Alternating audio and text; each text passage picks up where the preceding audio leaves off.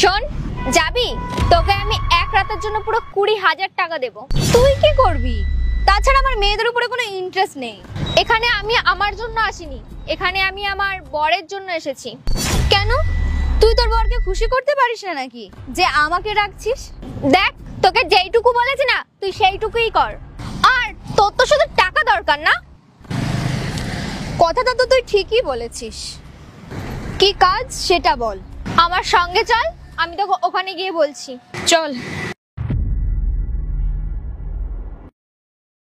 আরে বাহ, তোর ঘরটা তো খুব সুন্দর, কিন্তু তুই আমাকে এখানে আনলি কেন? বলছি, তোমাকে বেশি কিছু করতে হবে না। শুধু আমার বর আসলে ওর সামনে গিয়ে দাঁড়িয়ে পড়বে আর বলবে সমীর পাঠিয়েছে তোমাকে। তো তুই এই জন্য আমাকে এখানে এনেছিস? কেননা আমার সন্দেহ আছে ও আমাকে ঠকাচ্ছে। আমি যখন বাপের বাড়ি যাই তখন এই ঘরে ও অনেক মেয়ে নিয়ে আসে। তো ব্যাস, এই জন্যই আমি ওর একটা পরীক্ষা নিতে চাই।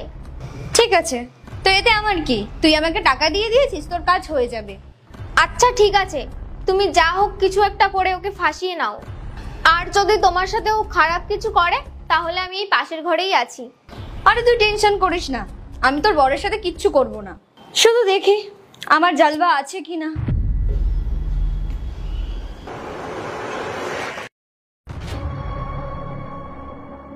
আরে কে তুমি? আর তুমি আমার ঘরে কি করছো? আমাকে এখানে সমীর পাঠিয়েছে।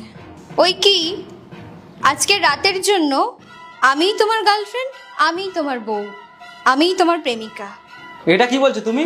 তুমি মনে হয় জানো না আমার বিয়ে হয়ে গেছে। আর সমীর তো সব জানে। ও এরপরে তোমাকে কি করে পাঠালো কেন? ওটা তো আমি জানি যে তুমি বিবাহিত, কিন্তু তোমার বউ তো ঘরে নেই না, তাই জন্য তো আমি আজকে তোমাকে। সরে যাও এখান থেকে। কি হলো বাবু, তোমার কি আমাকে পছন্দ হয়নি? দেখো, তুমি যদি বারণ করো তাহলে আমি চলে যাচ্ছি। না না, তোমার যাওয়ার কোনো দরকার নেই। আর আমারও তোমাকে খুব ভালো লেগেছে। আর থ্যাংক ইউ সমীর। ও জানে আজকে আমার রেস্টের দরকার, তাই জন্য তো ও তোমাকে আমার কাছে পাঠিয়ে দিয়েছে। চলো। আরে দাঁড়াও, সবে তো অফিস থেকে আসলে, আগে শাওয়ার তো নিয়ে নাও। ঠিক আছে, তুমি তাহলে একটু ওয়েট করো, আমি শাওয়ার নিয়ে আসছি।